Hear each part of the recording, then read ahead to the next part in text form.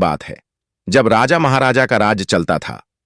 वीरानपुर नामक राज्य में विश्वराज नाम का राजा राज करता था। वीरानपुर एक ऐसा राज्य जहां दूर दूर तक कोई ना हो, ना कोई जानवर और ना कोई इंसान। वीरानपुर के महल के पास ही वहां की प्रजा थोड़ी थोड़ी दूर पर एक समूह में रहती। वहां बहुत कम लोग थे, लेकिन जो थे वो भी धीरे धीरे वहां से चले जा रहे थे, क्योंकि वहां कई सालों से बारिश नहीं हुई थी, जिसकी वजह से फसल भी नहीं हो रही थी। सब भुखमरी से मरे जा रहे थे, जबकि आसपास के राज्य में ऐसा नहीं था। इसीलिए वीरानपुर की प्रजा पड़ोसी राज्य में पलायन करने लगी। यह सब देखकर राजा विश्वराज बहुत परेशान हुए। राजा ने मंत्री से कहा, पिछले कई सालों बारिश नहीं हुई, जबकि आसपास के राज्य लगातार मौसम के अनुसार बारिश हो रही है। आखिर हमारे राज्य में ऐसा क्यों हो रहा है?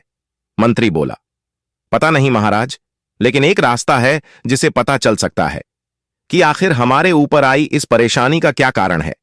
राजा ने पूछा, कैसे पता चलेगा?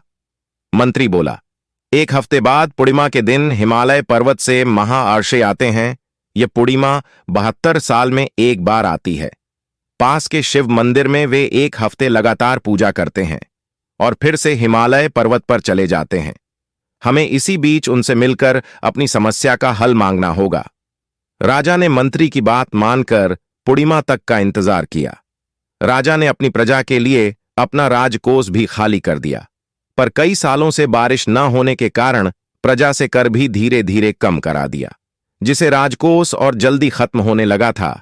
विश्वराज को राजकाज के काम में कठिनाई होने लगी, लेकिन विश्वराज बहुत बुद्धिमान और साहसी था, और यही कारण था कि वह अब भी अपनी प्रजा की देखरेख कर पा रहा था।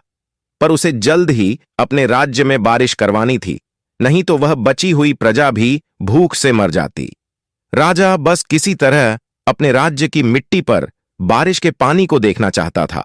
आखिरकार एक हफ्ते इंतजार के बाद वह दिन आ ही गया जब राजा अपने समस्या का हल पाने के लिए तैयार हो गया। उसने सोच लिया था कि अगर उसकी प्रजा के लिए आज अगर उसके प्राण भी चले गए तो वह खुशी खुशी मरेगा, लेकिन अपनी प्रजा को अब और परेशान नहीं होने देगा। अभी यही सब सोच हुए वह घोड़े पर सवार होकर महाआर्ष के पास पहुंचा और उनके चरण स्पर्श किया। महाआर्षि बहुत बुद्धिमान और ज्ञानी थे। कई सालों से हिमालय पर्वत पर भूखे पेट साधना करने के बाद उन्हें कई चमत्कारी शक्ति भी प्राप्त हो गई थी, जिस कारण वह राजा को देखते ही उनकी समस्या समझ गया। महाआर्षि ने कहा, राजन, मैं तुम्हारी समस्या को जानता हूं। तुम जिस समस्या का समाधान ढूंढने आए हो, उसका एक ही हल है।